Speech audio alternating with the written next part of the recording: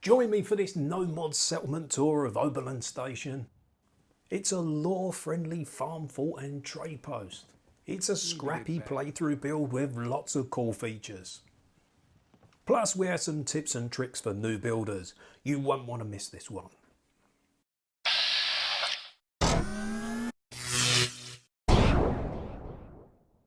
Hello everyone and a massive welcome, or welcome back, to Fallout Play Build Collect. Oberland Station today. Let's start off at the southern gate. And like most people, I've used the train cars, but let's face it, if you don't use the train cars here at a train station, where are you going to use them? I really like these train cars when they first come out. This was the first place I put them when this DLC was released. But rather than just use them as a flat wall, I've tried to mix up the textures and I've tried to mix up the heights. If you see my other settlements, you know I don't use these junk fences very often. And I think I've got everything to really blend in quite nicely. This is an active playthrough build. This isn't something specifically done for YouTube. And like most of my builds, it was developed over a long period of time. This section here on the right was the original backdoor entrance to the camp. We'll take a closer look at that later.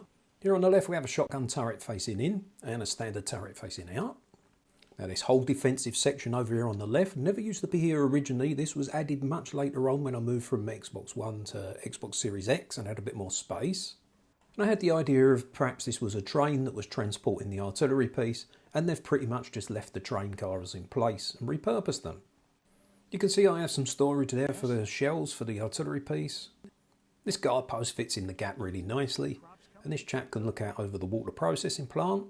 This is my northern trader entrance, and you'll notice obviously it's less defended than the southern entrance. But I figured by this point in the game I'd completely conquered the north, so this would want to be a little bit more friendly and welcoming for all my traders who come down this way. I have an area over there on the left, and you can see today we've got Doc Weathers is visiting. A partially buried ramp entrance, and of course the big barn doors. And since we're following one of the traders in, we might as well start off at the trade post area. It looks like Doc Weathers has come here to drop off supplies for the clinic. I think it's great if you can get these travelling merchants to directly interact with your vendors like this. I think it really adds something to a settlement. Yeah. Always put a chair just behind the doctor like this. If somebody goes and sits in it, makes it look like they've come for some treatment. Again, it's just something to add a little bit of life to the settlement. Something else I started doing recently is adding some storage behind these shops, or maybe a workbench or a cook station. Again, it just adds a little bit of realism. This place really comes alive in the evenings and at night, so I highly recommend sticking around for the night tour later. And you'll also see in this night section, this is really a leisure area and it only really looks good at night when it's lit up and everybody's interacting with the features here. This cook station was producing a lot of smoke, so I've added this smoke vent. This is one of these settlements I've changed massively over time as I kept coming back, kept adding things, taking things, altering the sections. Here's the original farm area, now completely enclosed and secure. This is probably one of my neater farms. Of course there's no native water here, so we have this small purifier and a few hand pumps scattered around the place. Seemed to make sense to put it where the original workbench was. Only a small amount of power here as well, that all comes from on top of the main tower. Really rough, scrappy inner wall here. And we have a power door leading to the train car tunnels. And this is powered only from one side, so you can get out from here, but you can't get in. As I mentioned earlier, this was originally the back door exit when the settlement was much smaller. These train cars up high here, they were originally the outer wall of the settlement. Now they serve as the farmer's sleeping area. As is usual for all my settlements, farmers only get very basic rudimentary living quarters. Just a cot and a locker. And this guy's in the rest area just watching the caravans come and go. In my part of the world, we'd say he's skiving. I'll have to note that guy down as a definite probable skiver. Top marks to you if you're not English and you know what I'm talking about. Slightly better conditions here for the two scavengers.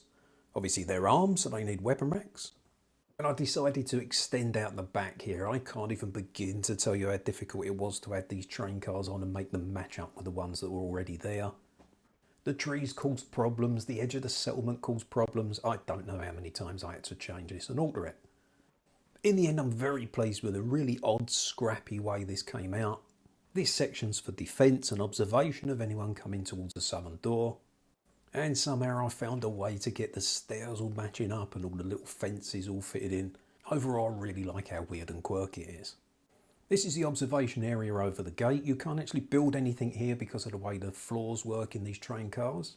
Originally I'd planned to put a defensive post there so the guy was standing over the main gate, but eventually I took one of the closed train cars away and put this open one and just put the defensive position here instead. These train tracks actually are one of the main routes for the provisioners. You can stand here and watch them come all the way down and through. You can see where the settlement originally ended there on the right, and now everything on this left hand side and this front piece has just been added afterwards. I think building a settlement slowly like this over a playthrough really helps the development of the settlement look organic. If I pop the build menu open here, I think it might be interesting to note that some of these objects are actually outside the build limits. This just happens naturally with the way the snapping system works in the game. The downside is even though you can build the structure, you can't build anything in or on it. And you'll notice all of the support sections and the objects I put inside them are all inside the green limits. Overall, I think this extension was well worth the time I put into it. I think it really looks nice. It's really added something to the settlement, and it was all done through the natural snapping system. There was nothing difficult or complicated, other than the pain of just getting everything aligned. The only glitches I used in the whole settlement were for this gate area. These were done using the rug and pillar glitch. And I know from my comments we get a lot of new people still playing the game. So if you're new to the game and you want to know how to do this, I've got a whole series on that and I'll leave a link to the series here. Now let's head down what was this original back exit to the settlement. This train car tunnel idea I had. Now this is another area that looks superb at night, so make sure you see this one on the night tour later. And I've made these nooks in the train cars into small cabins. They're for traders and provisioners who are coming and going frequently. Should mention here we do have some Creation Club items. This section we have the metal benches and these metal guard fences and doors. Big thanks to everybody who voted recently and overwhelmingly decided to keep Creation Club content in these builds. Now, this is one of those examples where I couldn't stick to my original plan. What I really wanted to do was continue these cars all the way along, but the level drop off just made that extremely difficult. So I did a gate and the scavenging station and this walkway, and the really fun thing here is the scavenger actually comes in and out through the gate and goes down the stairs. It appears as though they're leaving the settlement and going out patrolling around the outside. So this became a feature that added a lot of realism to the settlement, and really it was a happy accident. I placed this defensive guard post here, and the guard patrols from this guard post to the one on the corner. So between that and the turret, this area is really well defended. The way the scavenger comes in and out and interacts at this window is really nice. Here comes the Minuteman guard now. Having him patrol along here I think adds a little bit of realism to what would be a vulnerable area. This defensive walkway does go all the way around the trade area and back to the northern gate. We'll walk around that in a second. Here's a little bit of footage I managed to find of that scavenger coming up the stairs and returning to his station. Once again, this was a massive vote for you guys to keep these settler interaction moments in the videos. And again, thanks to everybody who took part in that one.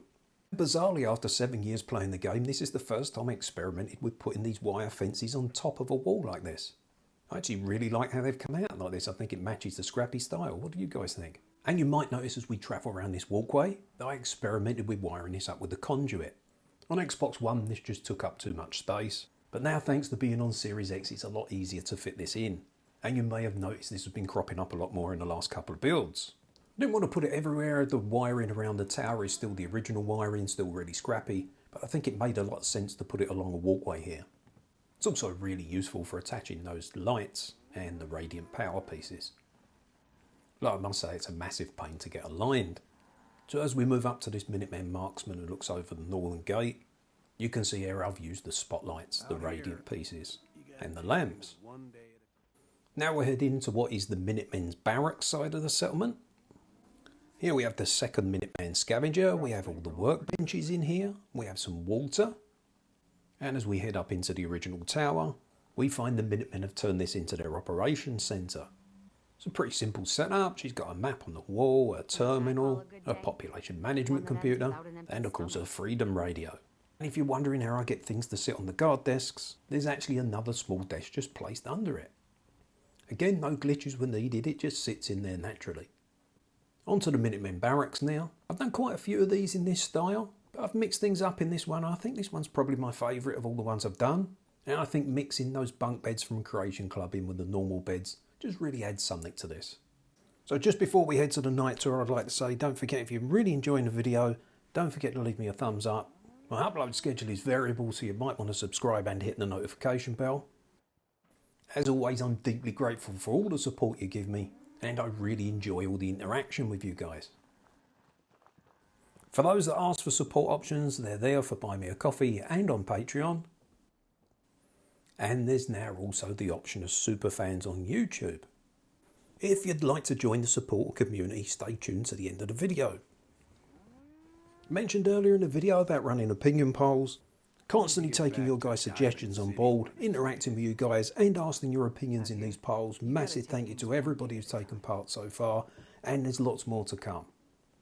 So it's over to you guys to get involved. What do you think of this one? If you've enjoyed it, smash that ravishing like button. If you have a question, feel free to ask. I answer every single comment. And stay tuned to the channel because I've got lots more builds coming up soon. We've got the castle coming up. We've got Warwick Homestead coming up. And the first video directly sponsored by a supporter got a really fun build at Coastal Cottage. And so far all these builds have been from my Minutemen character. But I've also got builds from Brotherhood playthroughs and the other factions. So if that's something you'd like to see, get down in the comments. And if you guys request it, I'll put some of those settlements out too. And before you go, join me in saying a big thank you to this month's supporters. Without their help, this channel simply wouldn't exist. I'll leave all the links you need in the description below, and I'll also leave a link to Conway Brew's channel. He's been a long time supporter. He's also another Fallout 4 builder. He's got some amazing builds. I highly recommend checking them out. And of course, there's lots more cool builds right here on the channel. Plus, we've got those building tutorials I mentioned earlier, and we've got coverage of the tabletop games. We've got coverage of the TV show. So I hope to see you in another video very soon. Until then, take care of yourselves and each other. And thanks for watching.